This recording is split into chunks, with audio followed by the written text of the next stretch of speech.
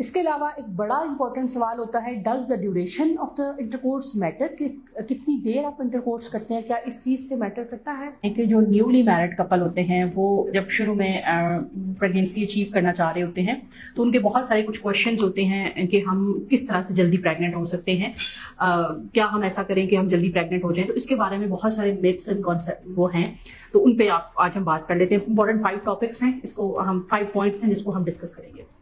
سب سے پہلے امپورٹنٹ بات ہے کہ کون سے ڈیز کے اندر ہم آپس میں ریلیشن شپ کریں جس سے پریگنینسی ہونے کا چانس بہتر ہو جائے.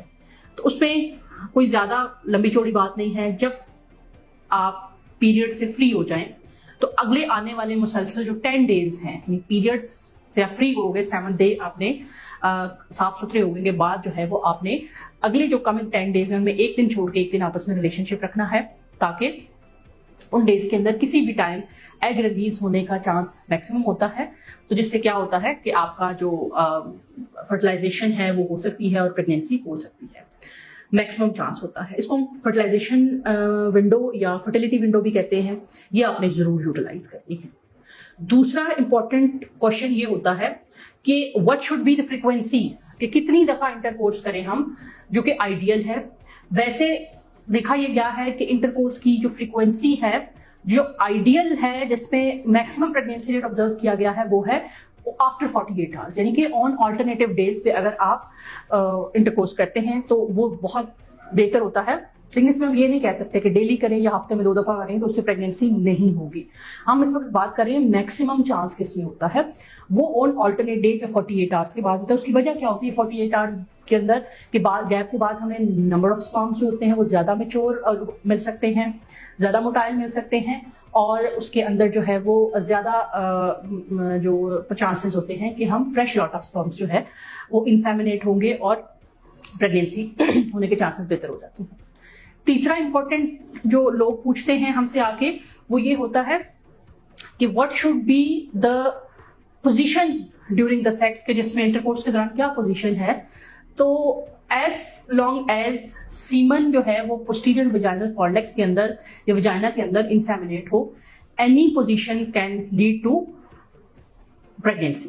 ضروری نہیں ہے کہ آپ مشنری پوزیشن ہی رکھیں، لیکن اس میں جو ہے وہ اینی پوزیشن جس میں آپ کو جو سیمن کے وجائنا کے اندر اسٹے کرنے کے چانسز زیادہ ہوں، اس میں جو ہے وہ آپ انٹرکورس کر سکتے ہیں اور اس میں پریگنینسی کے چانسز ہیں. ایون یہاں تک بھی دیکھا گیا کہ اگر آپ out side withdrawal method use کر رہے ہوتے ہیں 10% کیسز میں باہر سے بھی سپرم سوئم اپ کر کے جو ہے وہ سروکس کراس کر کے ٹیوب تک پہنچ جاتا ہے.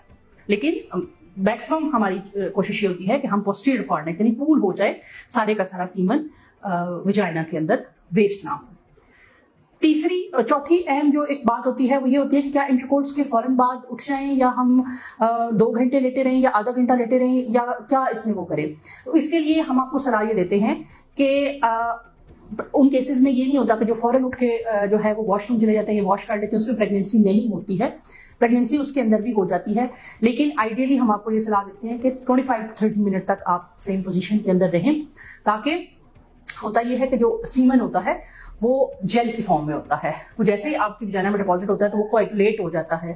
کچھ لوگوں کا کوئگولیشن ٹائم 50 منٹ کچھ کا 30 منٹ ہوتا ہے، اور اس کے بعد وہ لیکویفائی ہوتا ہے وجائنل سیکریشن سے، جس کی وجہ سے سپرمز وہاں سے نکل کے سوئم اپ کر جاتے ہیں، یوٹرس کی طرف وہ فلو کر جاتے ہیں، اسینڈ ہو جاتے ہیں.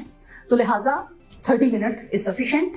آپ اس کے بعد جو ہے وہ واش کر سکتے ہیں یا جو ہے وہ اپنی پوزیشن چینج کر سکتے ہیں. اس کے علاوہ ایک بڑا امپورٹنٹ سوال ہوتا ہے does the duration of the intercourse matter, کہ کتنی دیر آپ انٹرکورس کرتے ہیں، کیا اس چیز سے میٹر کرتا ہے. ہمارے یہاں پری میچور ایجیکولیشن کا بہت سارے میل کو پرابلم ہوتا ہے، اور اگر پریگنینسی نہیں ہو رہی ہوتی تو وہ کہیں نہ کہیں اپنے آپ کو اس کا الزام ٹھہرا رہے ہوتے ہیں. تو یہاں پہ میں آج ایک بات واضح کر دوں کہ ڈیوریشن آف سیکس کا بالکل کوئی ریلیشن نہیں ہوتا ہے اس کے ساتھ، پریگنینسی کے ساتھ. unless and until the semen is inside the vagina and that's it. یہ ہے کہ آپ کا جو انٹرکورس ہے اس پہ کے دوران جو سیمن ہے، جو میل مواد ہے، وہ ویجائنا میں ڈپازٹ ہونا چاہیے، آؤٹ سائڈ دا ویجائنا ڈپازٹ نہیں ہونا چاہیے. تو اس سے اللہ کے حکم سے، جب اللہ کا حکم ہوگا تو پریگنینسی ہو جائے گی، ڈیوریشن میٹر نہیں کرتا. ایک اور امپورٹنٹ سوال ہوتا ہے کہ کیا میل اور فیمیل دونوں کا ڈسچارج ہونا ضروری ہے فار پریگنینسی؟ تو دونوں میں سے اس چیز پہ ڈیپینڈ نہیں کرتا، بس سیمن چاہیے ہوتا ہے فار دا پریگنینسی. اور اگر کسی کو ان آرگیزمیا یا آرگیزم نہ ہونے کا، فیمیل میں موسٹلی پرابلم ہوتا ہے، اگر ہے تو اگر وہ نہیں بھی ڈسچارج ہوتی تو وہ پریگننٹ ہو سکتی ہے، کیونکہ ریپ کے کیسز ہم نے بہت دفعہ دیکھا ہے. ظاہر ہے ریپ میں کوئی بھی پیشنٹ، بچی جو ہوتی ہے یا لڑکی جو ہوتی ہے یا خاتون جو ہوتی ہے، وہ اپنی مرضی سے اس ایکٹیویٹی میں انوالو نہیں ہوتی ہے، دیر از نو چانس آف آرگیزم اور ڈسچارج. لیکن کئی دفعہ ریپ کیسز کے اندر پریگنینسی ہو جاتی ہے. تو لہٰذا جو آرگیزم ہوتا ہے، ڈسچارج ہونا ہوتا ہے، وہ فیمیل کا ضروری نہیں ہوتا فار پریگنینسی. یہ بہت ہی بیسک قسم کے کوشچن ہے، لیکن نیولی میرڈ کپل جو 2-3 مہینے پریگنینسی نہیں ہوتی، وہ پھر ہمارے کلینک میں آتے ہیں اور بہت پریشان ہوتے ہیں، اور وہ کچھ سوال اس میں سے کر پاتے ہیں اور کچھ نہیں کر پاتے. تو یہ ویڈیو آپ لوگوں کے لیے ہے تاکہ آپ کو ان بیسک سوالوں کے جواب سائنٹیفکلی آپ کو اس سے آنسر مل جائے. امید ہے ویڈیو آپ کو پسند آئی ہوگی. آپ کی انفارمیشن، ایجوکیشن اور اویئرنیس کے یہ سلسلہ انشاءاللہ جاری رکھیں گے. ملتے ہیں انشاءاللہ.